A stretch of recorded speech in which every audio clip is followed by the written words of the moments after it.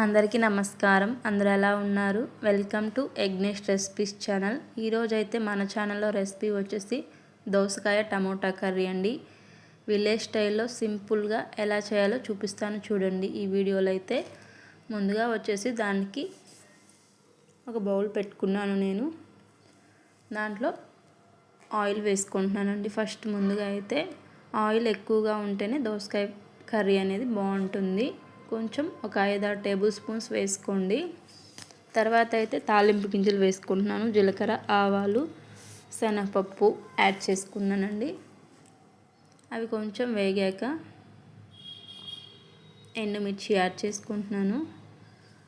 ఈ దోసకాయ కర్రీ అనేది చాలా బాగుంటుందండి. సింపుల్గా ఈజీగా చేసేసుకోవచ్చు. ఈ సమ్మర్లో అయితే మంచి హెల్తీ ఫుడ్. తర్వాత అయితే ఆనియన్స్ వేసుకుంటున్నాను. కట్ చేసిన ఆనియన్స్ వేసుకొని కొంచెం కరివేపాకు యాడ్ చేసుకున్నాను.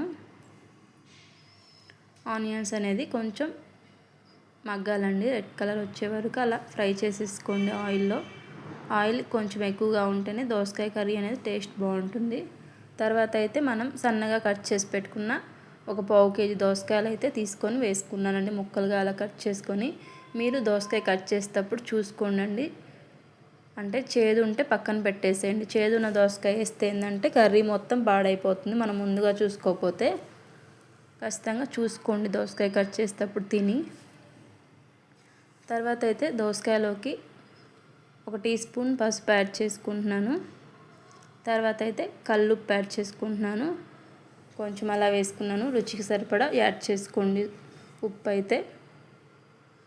వేసుకున్న తర్వాత మిక్స్ చేసేసుకుంటున్నాను.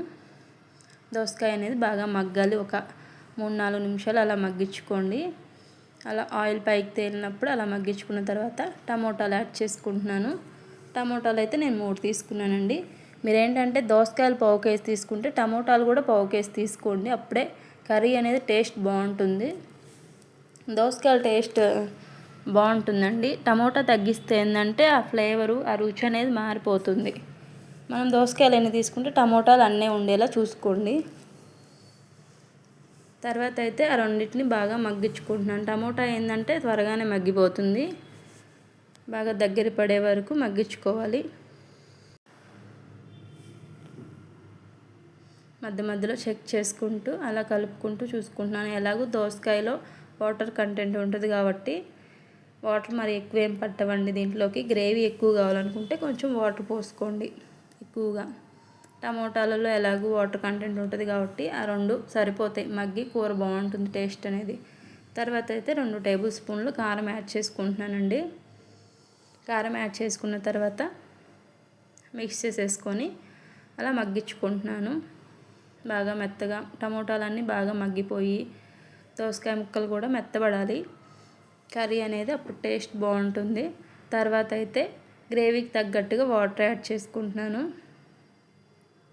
మీరు చూసుకొని యాడ్ చేసుకోండి. వాటర్ అయితే మీకు ఎంత గ్రేవీ కావాలో దానికి తగ్గట్టు వాటర్ అయితే యాడ్ చేసుకోండి. ఎక్కువేం పడవండి దోసకాయలో. ఆల్రెడీ వాటర్ కంటెంటే ఉంటుంది కాబట్టి.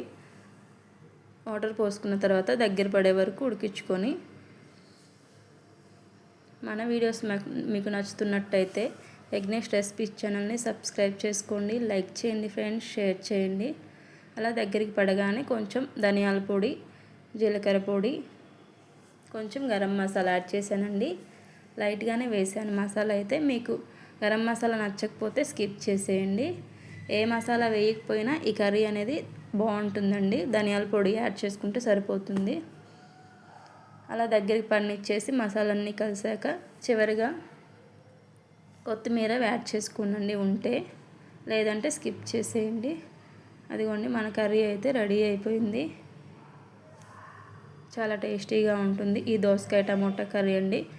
సమ్మర్లోకి అయితే బాగా, అంటే మనం వాటర్ కంటెంట్ ఎక్కువ తీసుకోవాలి కాబట్టి సమ్మర్లో అనేది ఇలాంటి కర్రీస్ ప్రిఫర్ చేయండి. బాగా మన హెల్త్కి చాలా మంచిది. Thanks for watching. మన ఛానల్లో అయితే ఇలాంటి మంచి మంచి వీడియోస్ ఉన్నాయి.